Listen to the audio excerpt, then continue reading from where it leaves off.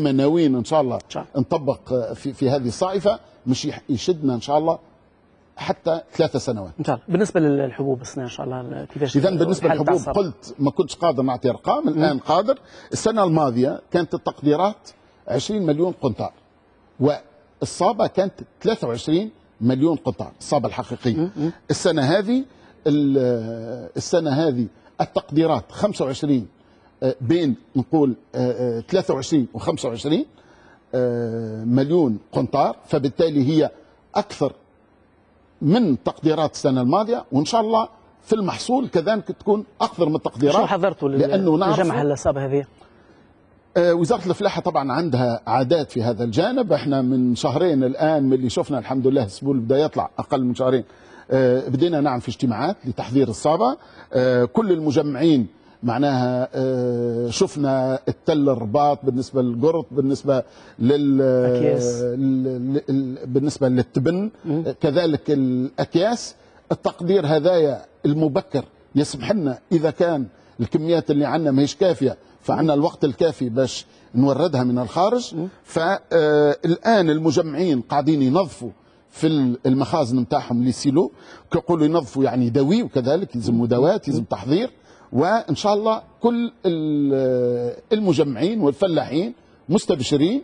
والأكثر من ذلك هو أنه الآن إحنا بصدد إعادة تعيير الحبوب.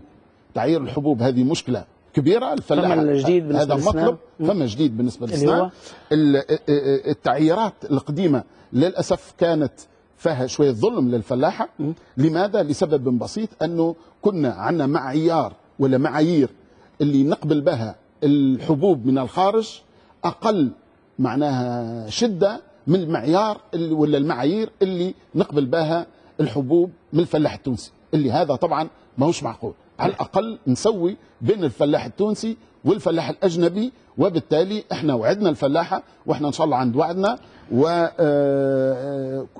قنعنا الإخوة الوزراء، لأنه القرار هذا هو بين وزارة الفلاحة والمالية والصناعة، لأنه فما المطاحن والتجارة كذلك، والكلنا متفقين على أنه يلزم مراجعة المعايير، لأنه فيها ظلم للفلاح. وهذه في الحقيقة مسألة فنية، مش محاباة للفلاحة ضد المطاحن، لا، هذه مسألة متاع إحقاق حق. فبما أنه المعايير ما كانتش معقولة يلزمها ترجع وتولي معقولة. وبالنسبة للأعلاف شنو الصابة السنة إن شاء الله؟ هي طبعا عندما تجي صابة الحمد لله تكون في كل المجالات. إذا يجي القمح صابة، الشعير بالضرورة كذلك يجي صابة، القصيبة كذلك. فالحمد لله يعني بالإضافة إلى عندما تكون سنة ممطرة كما السنة هذه كان فيه حشيش برشا، وحتى معناها رغم التهريب اللي صار في الأغنام، فإحنا نتوقع أنه لإنتاج السنة، لأنه كما تعرف وقت اللي يكون ربيع ممطر فالغنم متكسب، يعني تولد مرة ثانية في الصيف، وهذايا باش يخلي معناها المنتوج. ايوه العلوش صار موجود، مش في العيد فقط ولكن على مدار السنه ان شاء الله. بالنسبه للاشجار المثمره، بالنسبه للغلال، بالنسبه للخضر، شنو نعم هي كذلك المؤشرات جيده، لانه مثل ما قلت امطار الربيع معناها خاصه للاشجار المثمره تكون فائدتها كبيره. فحتى المناطق اللي صار فيها فيضان الحمد لله زدنا زرناها بعد، لانه كان في خوف انه بعض الاشجار تموت لانه الماء بقى فيها مده طويله، واتضح ان كلها منوره وكلها يعني بعض خسائر اللي باش نعوضها، ولكن الاغلبيه في حاله حسنه جدا. وتبشر كذلك بصابه في الغلال والخضر، والتوانسه بداوا يشوفوا في الغله وقت اللي الفول وصل 3 كيلو بدينار والبصل 3 رباط بدينار. هذايا لانه الربيع كان ممطر، واكثر الخضر هذه كانت بعليه ما كانتش مسقيه، فيها المسقي طبعا ولكن فيها البعلي. ولكن الحمد لله معناها السنه في كل المجالات تقريبا المؤشرات جيده جدا ان شاء الله. بالنسبه للصيد البحري، نعم دائما الاشكاليات نتاع الصيد العشوائي وغيره، نعم. شنو هي الوضعيه الان، وشنو ربما المجهود نتاع الرقابه خاصه؟ نعم الوضعيه هي انه الانتاج الحمد لله جيد، الحمد لله جيد. جاني مرة فاكس تفاجئت أنا يقول لي فيه مندوب الفلاحة بالمنستير على أنه جاءت كمية من الحوت الأزرق غير مسبوقة على الإطلاق.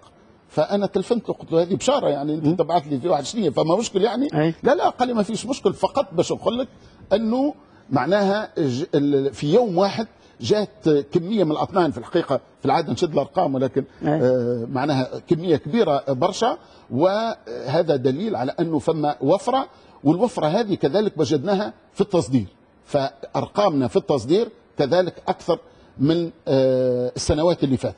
ولكن هذا الحوت غالي يا سي محمد. كيفاش؟ في اسواقنا مش مرتفع. بعض الانواع صحيح. الحوت اللي المربي معناها المزارع الاسماك صارت لها خسائر عندما جات الارياح في شهر مارس، بدايه مارس او منتصف مارس، وصار لها اضرار، وهذاك اللي خلى اسعار الوراطه وبعض الاسماك المربات صحيح غلات على قبل، كانت في حدود 8 9000 ولات في حدود 11 12، ولكن هذه للاسف لانه الناس هذوما حصل لهم ضرر وبالتالي الكميه نقصت وبالتالي زاد شويه في السعر. سالتك على على الصيد العشوائي. ايوه، ولكن هالوفره اللي كنا نحكيو عليها للاسف ما يلزمهاش معناها تنسينا في انه فما مشكل، ومش مشكل على المدى المتوسط والبعيد اللي هو مساله الصيد العشوائي، واللي هذا احنا الان نعالج فيه بالحوار مع الصيادين، بالحوار مع البحاره، ولكن كذلك بالاتفاق مع البحريه الوطنيه، الجيش الوطني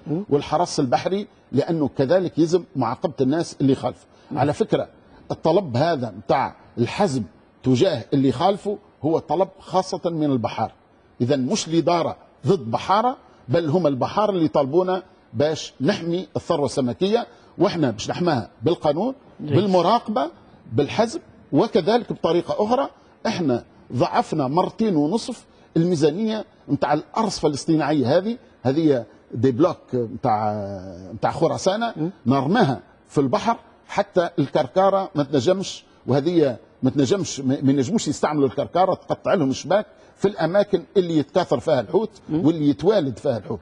فالميزانيه هذه احنا ضعفناها 2.5 مرات، وهذايا لانه كما يقولوا التوانسه اللي يسرق يغلب اللي حاحي، فباش يوليوا فما عساسه في قاع البحر ما يخليوا حد يتعدى. ثم شنية ربما لتقليص عدد الوحدات نتاع الصيد؟ على كل حال احنا عندنا طلبات عديده في الزياده، فاحنا على الاقل ماناش قادرين نزيدوا لانه فما اتفاقات دوليه خاصه من المراكب الكبيره، ولكن تقليصها يعني يلزم نقولوا صعب شويه، لانه فما شريحه كبيره من صغار البحاره اللي يقتاتوا من هذا الامر، فبالتالي بل بالعكس قاعدين ساعات نتسامح شويه في العدد، يعني الناس اللي عندهم مراكب صغيره واللي ماهيش قاعده تضر بالثروه السمكيه وما عندهاش رخصه، فقاعدين متسامحين معها. سي محمد نستاذن منكم الساده المشاهدين لنرفع الاذان لصلاه المغرب ثم نعود لنواصل الحوار نتاعنا هذا. نحب نحكي معك في موضوع شركات الإحياء والتنمية الفلاحية. نعرف أنه بعض الضيعات ولا الشركات اللي كانت على ذمة ولا على ملك المخلوع وأصهار وربما أصدقاء وأقاربه وقعت مصادرته، ولكن ثم ضيعات أخرى يبدو أنه فيها إشكاليات خاصة تابعة لبعض المستثمرين الخواص. نعم. شنو الوضعية؟ الوضعية معناها للأسف بقى منها كثير، يعني بين الأقارب اللي تعدوا من الغربال كما يقولوا والأصدقاء والرشاوي السياسية وغيرها، معناها احنا عددنا قرابة 40 ضيعة. 40 ضيعة هذه يعني تقريبا معناها ما عنديش الرقم بالضبط، ولكن معناها عشرات الألوف من الهكتارات، علما أنها كذلك في أحسن الأراضي الفلاحية. صحيح هم أخذوها بدون صفة شرعية، بدون معناها اتباع الإجراءات القانونية، ولكن بما أنه إحنا الدولة اللي نحب نبناها هي دولة ديمقراطية، فبالتالي لا مفر من أن نتبع السبل القانونية حتى نسترجع الأراضي هذه. وهذا هو اللي قايمين به. فأنا أول اجتماع عملته من اللي شديت الوزارة هو تكوين لجنة في على مستوى وزارة الفلاحة، ثم كونا لجنة لأن هذا الأمر هو ملف بين وزارة الفلاحة ووزارة ملك الدولة، وكونا لجنة مشتركة واشتغلت شغل كبير، والآن ابعثنا انذارات إلى ما يزيد على 24 معناها ضيعه تنبيهات، وهناك 10 أو 11 يمكن يكون يخرجوا اليومين هذا او خرج جانب منهم معناها ويقع استرجاع الضيعات هذه. طبعا مش يقع استرجاع، واللجنه اللي تكونت على مستوى وزاره الفلاحه بتشوف ان هي الطريقه الامثل لاستغلالها. هو اللي يهمنا سي محمد هو انه الضيعات هذه معطله عن الانتاج ويلزم ترجع للانتاج.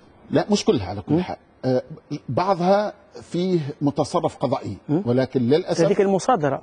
ايوه الضيعات ولا الشركات المصادره، ولكن غير هذيك معطله. لا فيها اللي استولوا عليه المواطنين وحرثوا، هذه كذلك فيها جانب غير جيد اللي هو معناها انه ما احترموش الاجراءات القانونيه، ولكن الجانب الجيد هو انه مش يكون فيها اصابه. ولكن صحيح على كل حال هناك احنا على كل حال نحرص انه الفصل الجاي يعني السنه الزراعيه الجايه يكونوا ان شاء الله تبت في امرهم جانب منهم كذلك رجع تحت ديوان اراضي دوليه كذلك. اذا هي انواع معناها، فما اللي عند المصفين القضائيين ولا المتصرفين القضائيين، فما جانب انتزع ورجع لديوان اراضي الدوله، فما شكون مثل ما قلت لك معناها فلت من الغربال وابقاو يتصرفوا فيه هما بيدهم، معناها مقربين من الرئيس واصدقائه وشيء من هذا القبيل. فاذا هي بانوبلي كبيره، واحنا الان قاعدين نصفي فيها مثل ما قلت لك. الان 24 تنبيه وقع معناها التنبيه عليهم لانه عندهم مخالفات كبيره سواء تعاقديه، معناها ماخذ الارض هم طبعا فوق القانون الناس هذم ما يدفعوش للدوله الكراء، فتخلد بذمتهم مليارات. فاللي ما يدفعش مباشره من حق الدوله باش تسترجع لانه في مخالفه تعاقديه. فما مخالفات تعاقديه انهم التزموا ابتداء باش يدخلوا مهندسين وفنيين، وطبعا عندهم احساس انهم فوق القانون ما دخلوش وما عملوش، فبالتالي هذا سبب اخر نقدر نفك منهم الارض. واذا كان في بعض الحالات فما امكانيه ان نرجع للجنه المصادره، وفي الحاله هذه احنا ماناش باش نطلب كيما القائمه الاولى 114 ولين اللي صادروا لهم كل املاكهم. احنا نريد فما شريحه اخرى من القراب والمقربين ان على الاقل الدوله تسترجع ما اخذ منها بدون حق، ما نصادر لهمش ديارهم وممتلكاتهم الاخرى، ولكن يا سيدي اعطيني كيفاش يقولوا اعطيني قرطلتي محشي على الاقل نقدروا ناخذوا لهم الارض اللي خذوها بدون وجه. هو على هذا سي محمد مساله المقاسم الفنيه اللي وقع اسنادها لبعض المهندسين، وهذوما ناس كانوا يشتغلوا في الوظيفه العموميه، وقع يعني اسناد المقاسم هذه. الان يعيشوا بعض الصعوبات، البعض منهم افتكت منه الضيعه نتاعها ومش قادر انه يسترجعها. ما هذه من مخلفات انه الناس خلطت، قالوا الاراضي هذه خذوها الطرابلسيه، خذوها جماعه بن علي، فبالتالي كل واحد خذا ضيعه، الجيران نتاعو يقولوا هذا منهم. اذا فلانه للاسف الدوله الحكومه السابقه ما كانتش حازمه تجاه العائله هذه وخلاتها ال 40 ضيعه اللي قلت لك عليها في ايديهم، فيه برشا مهندسين وفنيين مشاو ضحيه الخلط هذا، بما انه هذا طرابلسي ولا هذا مش بعت بلي عنده ضيعه، فالسيد هذا الله اعلم قرابته شنية، وبالتالي الناس فكوا له ارضه ولا استولوا عليها. برشا منهم رجعناهم الاراضي.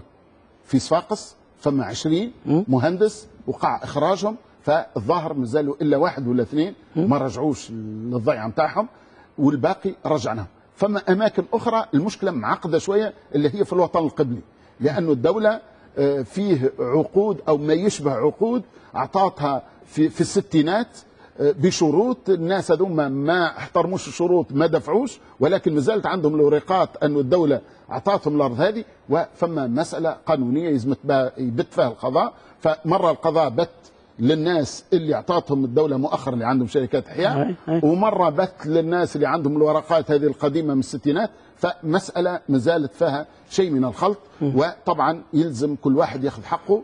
والناس هذه اللي خذاه بشكل قانوني الدوله يلزم تدافع عليهم وترجعهم الارض، ترجع لهم الارض، ويلزم تمكنهم باش يخدموها. والناس اللي خذاوا بدون وجه حق هذوك اللي لازم نكونوا حازمين ونفكوها الارض. في بعض الحالات ثم حالات اللي تلقاه مش يستغل فيها الارض نتاعو وقاعد يدفع في المعلوم الكراء، في مقابل هذاك ثم شكون يستغل في الضيعه نتاعو صحيح، ولكنه معناها الصابه نتاعو مهدى معناها صحيح. معناها للاسف هذا التسيب الامني هذايا انا معناها قليل الاسبوع اللي ما نبعثش رساله للسيد وزير الدفاع وللسيد وزير الداخليه نقول له فما مشكله في المكان الفلاني.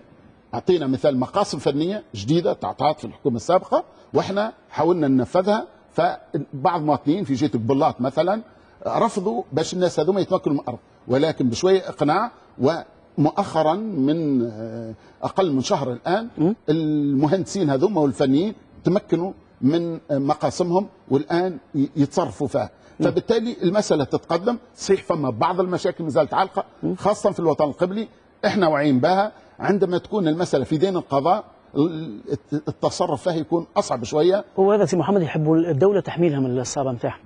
انا نقول من حقهم، انا نقول من حقهم اذا كان هو عنده عقود مع الدوله ويتصرف في الارض هذه بشكل قانوني، انا نقول من حقه على الدوله ان تمكنوا من استغلال الارض هذه. وانا نقول للخيان اللي غايرين عليهم راهو حرام عليهم، راهو مش معقول لا شرعا ولا قانونا. والدوله هذه بعضهم يتصور انه الدوله هذه حيتها قصير وبالتالي بشويه عنزه ينجم يفك ارض ويملكها. انا نقول لهم راهم غالطين، الحق مع له يرجع الاهل. وبالنسبه لبعض الحالات اللي تعرض الى بعض الخسائر نتيجه السرقه نتيجه النهب، امكانيه انكم تعوضوا للناس هذوما؟ على كل حال برشا تعويضات تعطات، ولكن في قانون يقول فما حد معين ظهر لي 28 مارس او شيء من هذا قبيل 2011. هذه مساله كذلك مطروحه. خلينا نحل المشكل معناها خطوه خطوه، خليها الناس هذوما يرجعوا الساعه ومن بعد نشوفوا كيفاش مع البنوك انها تصبر عليهم. الدولة ربما تعوضهم شوية. الحقيقة هو ملف مطروح واللي نقدر نعمله. انت تعرف ان الدولة الناس كل طاقبة تو، فكذلك لازم نرفقوا بها شوية ونمشي نحل المشاكل خطوة خطوة. واللي عندهم تأخير في خلاص المعاليم الكرام، اللي عندهم تأخير ووزارة أملاك الدولة متفهم، خاصة للناس اللي يقع معناها تعطيلهم أو إجبارهم أن يتركوا لمدة لشهور معينة. فوزارة أملاك الدولة مشكورة متفهم الموضوع، وفم اللي عدلت لهم الجدولة وفم اللي أصلا عملت لهم سماح للفترة اللي ما قدروش يتصرفوا فيها في الأرض. وبالنسبة اللي عندهم قروض يقول لك الفائض كبير يوصل حتى ل 13%، وعندهم أشهر ما خلصوش. أي هذا اللي أنا ذكرته قبل قليل. إمكانية أنه جدولوا لهم الديون نتاعهم هذوما، وربما حتى إعفائهم من الفائض نتاع القروض. هو عموما العلاقة بين البنك القارض والمقترض هي علاقة تجارية، وفي العادة البنوك يتفهموا. وقت اللي شخص لأسباب قاهرة ما قدرش يجمع محصوله ثم الآن زدنا مكناه من الأرض هذه ورجع، أنا ما نتصورش أنه فما مشكل كبير. فما إمكانية بتدخل من وزارة المالية منا إحنا أنه تقع تفاهمات كما يقولوا كابركا، يعني حالة بحالة. إمكانية ربما تغيير القانون وتمليك الناس هذوما الأراضي هذه؟ لا، هذا مش مطروح. هذا مش مطروح لسبب بسيط، أنه إذا الأرض تتملك فبعد 10 20 30 سنة تتشتت، وهذا مش في مصلحة الفلاحة التونسية. من الأول كانت الدولة تملك الناس هذوما، ولكن بعد أخذت قرار أنا أعتبره صائبا، لأنه وقت اللي نعطيه الشخص باش يتصرف في الأرض لمدة 40 سنة، إذا كان عمره وقتها 25 بعد 40 سنة ولا 65 يلزم يرتاح شوية ويخلي الأرض لغيره ويخدمها، فلا مجال أن يورثها. وإحنا قاعدين نشوف حتى اللي الناس مالكين أراضي بعض الورثاء ما همش راضين باش يخدموا الفلاحة ويعطوها كراء. فبالتالي أنا أحسب أنه ما هو موجود الآن هو مسألة جيدة جدا، كراء لمدة طويلة، البنوك تعتبره كأنه ملك، تعطيك تستثمر تمولك، فبالتالي ما فمش مشكل. علاش يكون ملك ما دام أنت قادر تستغل الأرض هذه لمدة طويلة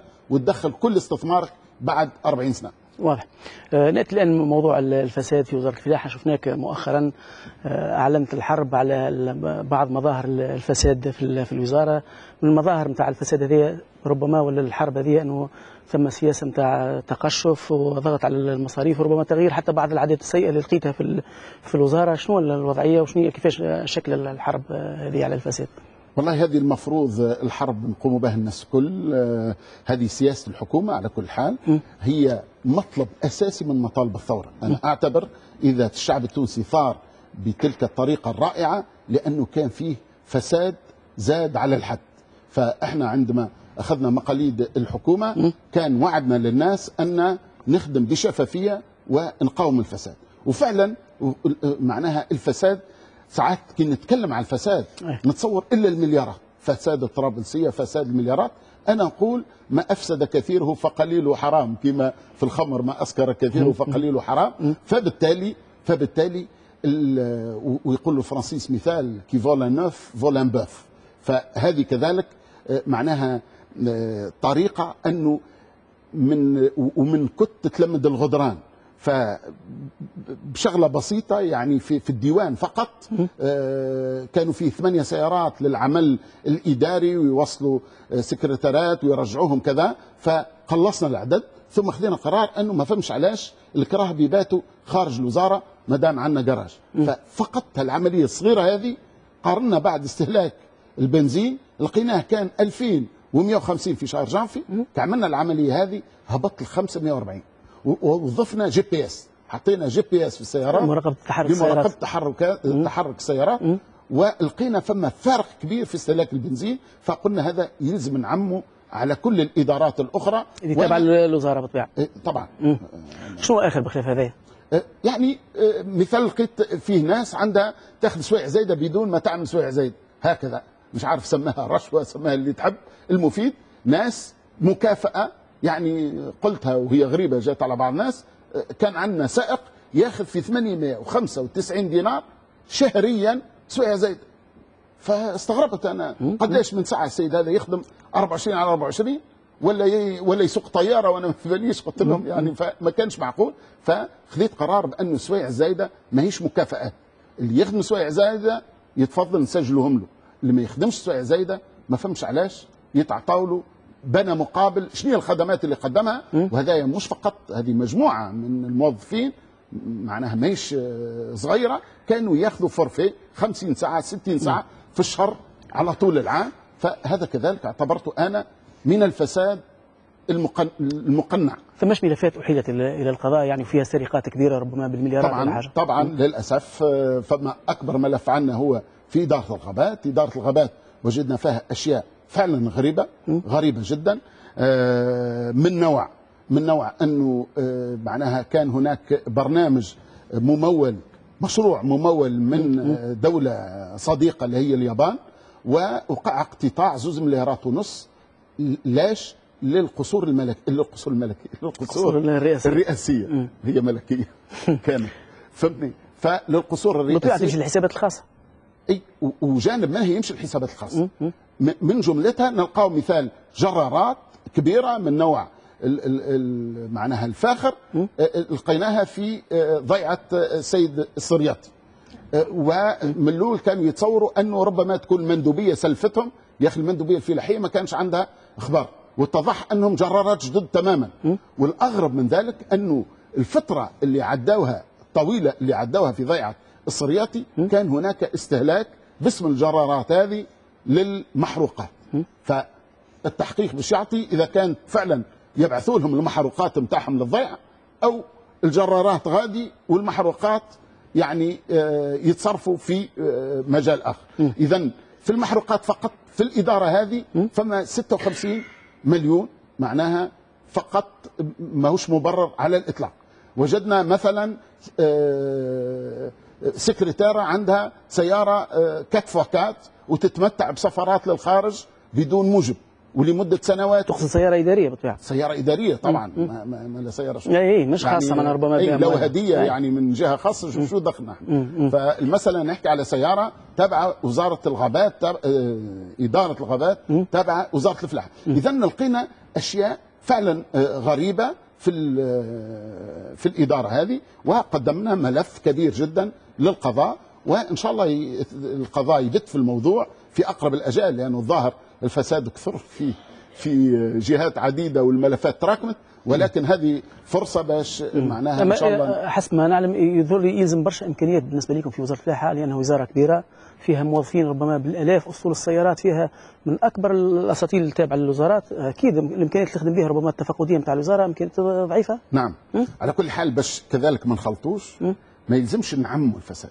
يعني شفت أنا في بعض الصحف بعد الندوة الصحفية احنا في وزارة الفلاحة عندنا كثير من الناس يحبوا بلادهم، كثير من الناس يخدموا بجهدهم. وإذا كان احنا في تونس وصلنا إلى أنه عندنا نتحكم في 90% من المياه مثلا نتاعنا، كنا نحكي على المياه وزوز مليارات و500 مليون متر مكعب، لانه كان فيه مهندسين في البلاد هذه خدموا وبنوا براجات.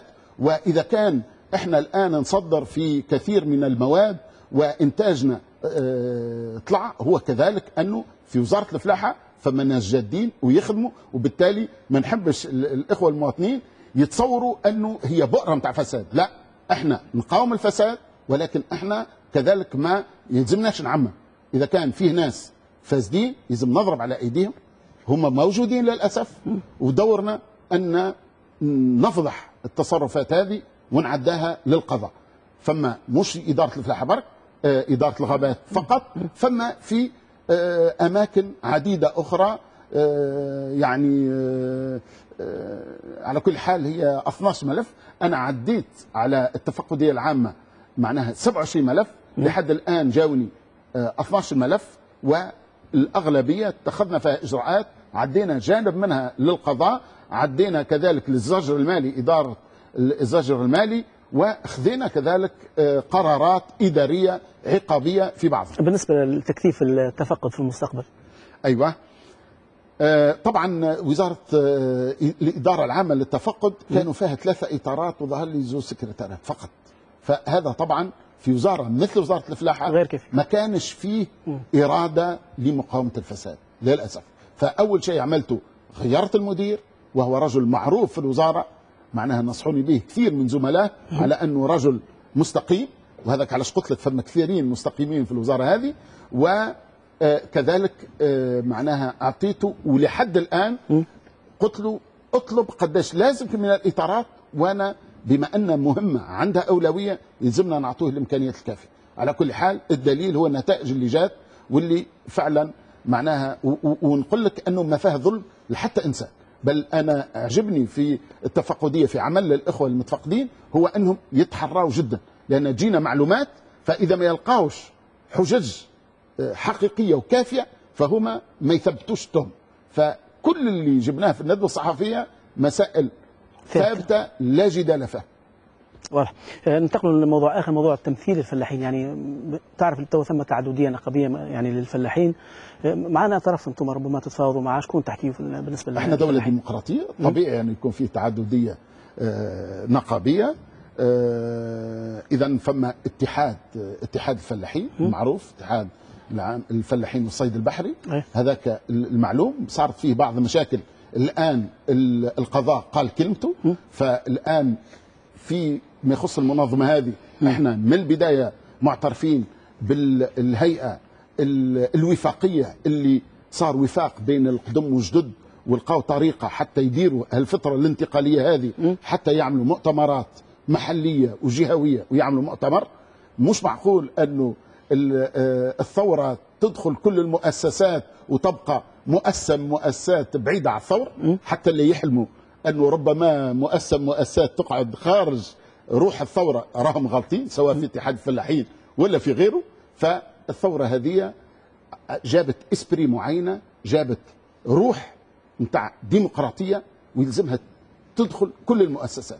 زايد الناس تغالب انه تحاول توقف الثوره على جدران الحيوط الخارجيه نتاع اي مؤسسه كان. فاتحاد الفلاحين الحمد لله الان تنظموا.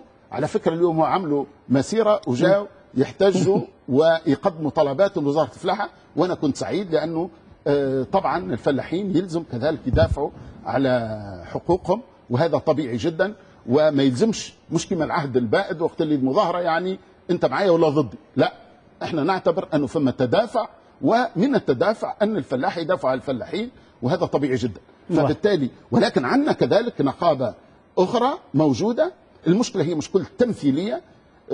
طبعا انا اجتمعت بهم لاني نقبل بالتعدديه النقابيه، ولكن فما فرق بين اني نعترف بهم وبين انه يكونوا ممثلين في اللجان. لا، هذا لازم يكونوا موجودين، لازم تظهر تمثيليتهم يعني في الجهات، يكون عندهم مكاتب، تكون عندهم تمثيليه حقيقيه. في الحاله هذه يتفضلوا، ما عندناش حتى مشكل، احنا دوله ديمقراطيه كما قلت. واضح. سي محمد، مساله الغلاء نتاع الاسعار اللي معروف هذا مطروح في وسائل الاعلام، في الشارع أنا نسمعوا فيه عند الناس الكل، انه الغلاء نتاع الاسعار بعض المواد الفلاحيه من خضر وغلال وغيره. اللي يهمنا اكثر هو شهر رمضان القادم اللي يجي في شهر اوت. ظهر لي شنو هي ربما استعدادات الوزاره باش ما تكونش الاسواق هذه مرتفعه كما هي الان؟ نعم، احنا تكلمنا في هذا الموضوع، هذا موضوع هام جدا. هذه قفة المواطن، هذه معناها قوته، فبالتالي الحكومة أعطت أهمية قصوى. الإشكال هو أنه في بعض الحالات صحيح هناك غلاء كبير لا جدال فيه، خاصة في المواد الأساسية. نقول مواد أساسية، نقول البطاطا مثلا. البطاطا المفروض تكون موجودة تقريبا في كل الفصول.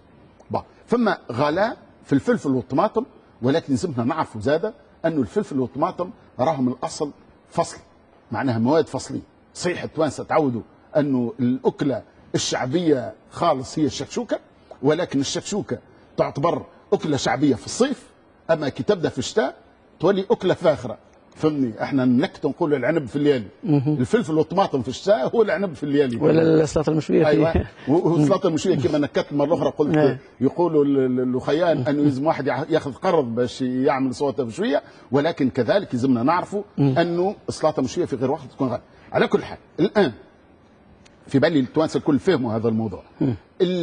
السبب الرئيسي هو التهريب، لانه احنا عندنا احصائيات من 2009 و2010 و11 و12.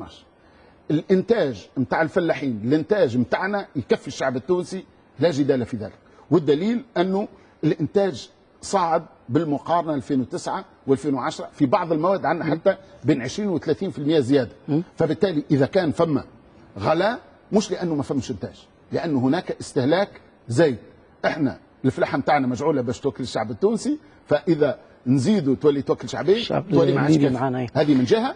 من جهه ثانيه كذلك لازمنا نعرفوا المسألة هذه ويعرفوها التوانسه الكل، هو انه الدوله صبت في جياب التوانسه 770 مليار. 770 مليار زادت في الطاقه الشرائيه؟ لا مش الشهريه، لا الطاقه الشرائيه نقصد. ايوه، وقت اللي تصب 770 مليار بين حظائر، بين مشروع امل، بين الاعانات الاجتماعيه المختلفه، تلقى 770 مليار تصبوا في جيب التوانسه. هذا يزيد في الطاقه الشرائيه، وهذا اللي شفناه كذلك انه مستوى الاستهلاك زاد شوي. بالنسبه لرمضان شنو الاستعدادات باش ما يصيرش الغلاء في الاسعار في رمضان؟ ايوه بالضبط. بالنسبه لرمضان احنا دوله عندها عادات انها تخزن معناها المواد اللي يتزاد استهلاكها في رمضان، وهي خاصه البيض، هي الحليب، هي البطاطا. فهذوما في العاده يلزم نعملوا مخزون استراتيجي منهم. البيض جرات العاده انه 50 مليون، احنا سنة قلنا القدره الشرائيه زادت، اذا يلزم على الاقل 55 مليون بيضه يقع تخزينها.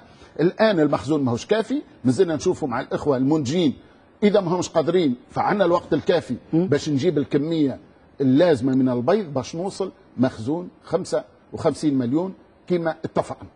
الحليب كذلك يلزمنا مخزون، لانه الان وقت معناها الانتاج يوافر ذروه الانتاج في الحليب، فيلزمنا تقريبا كذلك ما يعادل 60 مليون لتر يكون مخزن لرمضان ولمجيء اخواننا التونسيين في الخارج والموسم السياحي الواعد كذلك. فكل هذا يخلي الاستهلاك يزيد في الصيف برمضان وحتى قبل رمضان، وهذا الاحتياطات احنا ماشيين فيها. كذلك في البطاطا، كذلك في البطاطا احنا الان لانه فما تهريب كبير في هذه الماده. على فكره الان سمعنا ولا تجي ساعات البطاطا من ليبيا، مش كان في اتجاه تونس في المده الاخيره كان عندهم الظاهر انتاج وافر، وفما مهربين جابوا لنا بطاطا من ليبيا. فاذا احنا كذلك باش نشوف المخزون، احنا الاصل على مستوى المساحات المزروعه بطاطا تكفينا وزياده، ولكن الانتاج باش يجي قبل رمضان، فيلزم ناخذ جانب مهم من معناها من الانتاج الفصلي نتاع البطاطا باش نخبيه رمضان. بالنسبه للحوم لازم الامر مره اخرى نورد من الخارج. اللحوم والغلال، اللحوم والغلال تشوفوا الاسعار نقص شوي. للاسف انه فما فرق كبير بين مختلف الولايات. كي نجي نلقى سليانه والقروان ونابل وقفصه ومنوبه فيها اللحم العلوش ب 12 دينار و500، ونجي نلقى الولايات باقي الولايات ب 14,500 نقول الفرق كبير. كي نعرف انه الخروف معناها فيه 15 20 كيلو فنشوف، والناس اللي يبيعوا ب 12,500 طبعا عندهم ربح، فبالتالي نشوف انه فما اشكال في هذا الجانب، ويلزم معناها الخيان الجزاره واحد يتفهموا وضعيه المواطن، لانه كذلك الحمل العلوش يلزم يرخص في الربيع، لانه طول الميسره نتاع العلوش، وبالتالي مش معقول ان اذا نوصلوا احنا 15 ولا 14,500 يصعب عليهم باش ينقصوا. لا، المفروض الان وقت اللي يكثر العلوش يرخص في السوق، يلزم اللحم نتاعو يرخص. ولكن هناك تخوفات، علما انه الفلاحه مش هم السبب في الزياده مره اخرى، لانه ساعات يتظلموا. العلوش الان ماهوش غالي، بدليل انه جزاره في 5 ولا 6 ولايات يبيعوا فيه 12 دينار ورغم ذلك رابحين، 12 دينار و500 ورغم ذلك رابحين. فبالتالي فما مشكله معناها توزيع، وفما مشكله كذلك جشع باش نسميوا الاشياء بمسمياتها. بالنسبه للخضر الورقيه في رمضان خاصه، هذيك يصعب توريدها، هي فقط معناها الفلاحه تعودوا انه في رمضان يكثروا من المعدنوس والسلق وكذا، لانه هذه في العاده ما نجيبهاش من الخارج، ولكن الفلاحين يتحوطوا ويزرعوا في الوقت المناسب باش جني معناها المواد الخضروات هذه يكون في رمضان ان شاء الله. على كل حال ساعات المعدنوس ينقص شويه، كي ينقص ماء، كي يجي صيف سخون برشا. على كل حال احنا ناخذ احتياطاتنا ان شاء الله مع الفلاحه المختصين في المجال هذا، وان شاء الله هذا الامر ما ينقصش في رمضان.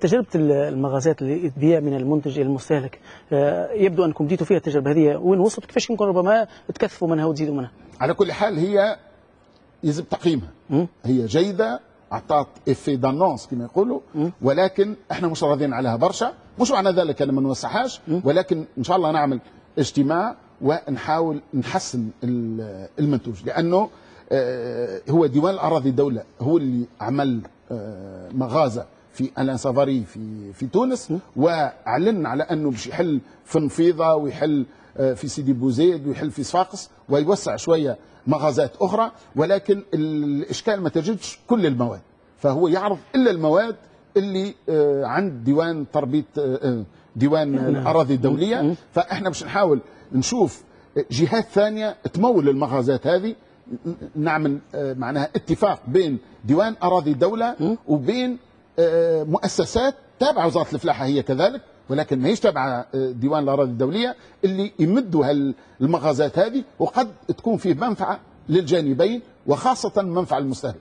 به ثمش امل ربما في الايام الجايه ان شاء الله نشوفوا تخفيض ولا ربما انخفاض في اسعار بعض المواد الفلاحيه خاصه الخضر والغلال. نعم، على كل حال احنا شفناها الان، شفناها. كنت نحكي انا 3 كيلو فول بدينار، هذه موجوده ربما في تونس ب 500 و400، ولكن هي ثم برشا انواع اخرى نتاع خضر وغلال.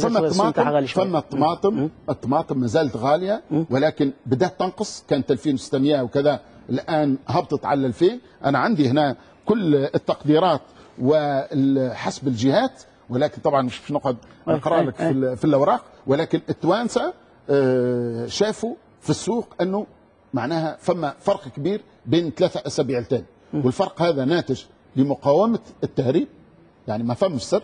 لو ما فمش مقاومه للتهريب، الفلفل راه مازال ب 2500 و 3000، الان هبط حتى ل 600 و700 الفلفل الحار، والطماطم كذلك لو ما وقفش التهريب راهي ما هيش ب 1600 و 1800 الان، راهي كذلك ب 2600 كما كانت قبل 3 أسابيع. فبالتالي مقاومه التهريب هي اللي عندها التاثير الاوفر، لانه احنا بالاحصائيات سواء من المساحات سواء من الكميات اللي تنزل للسوق ما هيش ناقصه وكافيه للشعب التونسي بدون ادنى شك. وتوقف تولى التهريب ولا مازال؟ على كل حال نقص برشا، هذا اكيد، وشفنا اثر ذلك في السوق. يعني بالتالي نقدر نقول انه الحكومه نجحت في تحديده بشكل كبير. انا ما نعرفش يعني ما نجمش نقول وقف تماما، ولكن المتاكد ان الاخوه المسؤولين على العمليه هذه تضافر الجهود بين الجيش الوطني والامن ووزاره الفلاحه ووزاره التجاره، اظن انه العمليه اتت اكلها يعني. شكرا لك سيد الوزير. اما في الاخير نحبك تقول كلمه للفلاحين خاصه فيما يتعلق بربما الزياده في الانتاجيه، في الضغط على كلفه الانتاج، شنو يمكن تقول في الاتجاه هذا؟ انا نقول انه الفلاحين انا وعدتهم باش وزاره الفلاحه تكون في خدمه الفلاحين، وهذا ان شاء الله عازم على ان نجعل وزاره الفلاحه معناها تكون في خدمه الفلاحين. فما نقطه انت ما سالتنيش عليها اللي هي معناها المديونيه، واللي الان فما حوار واحنا قريب نوصل للنتائج، وباش نعمل مجلس وزراء ان شاء الله ونقرر في هذا المجال. وضروري لانه معناها الفلاحين الصغار ما همش قادرين مكبلين بديون قديمه، فاحنا يلزم نصالح بين البنك والفلاح، لانهم البنوك يتعاملوا مع الصناعيين ومع معناها السياحه والقطاعات الاخرى الكل بشكل، ولكن يتعاملوا باكثر معناها نقول انا حزم مش حزم، معناها على كل حال باقل اريحيه مع الفلاحين. وهذه مساله يلزمنا نقرب بين الطرفين، يلزم معناها البنوك يتفهموا الاستثمار الفلاحي، لانه مشكلتنا في الفلاح اذا ما عندناش انتاج، لانه التمويل ناقص جدا، وهذا مش معقول، وما تقوم فلاحتنا الا ما نلقى نحل معضله التمويل في القطاع الفلاحي. ان شاء الله. شكرا لك السيد محمد بن سالم وزير الفلاحه. مشاهدينا الكرام، هكا نوصل نهايه الحلقه هذه من برنامجنا ملفات اقتصاديه، نلتقي بحول الله يوم السبت القادم مع ملف اخر وموضوع اخر. الى اللقاء.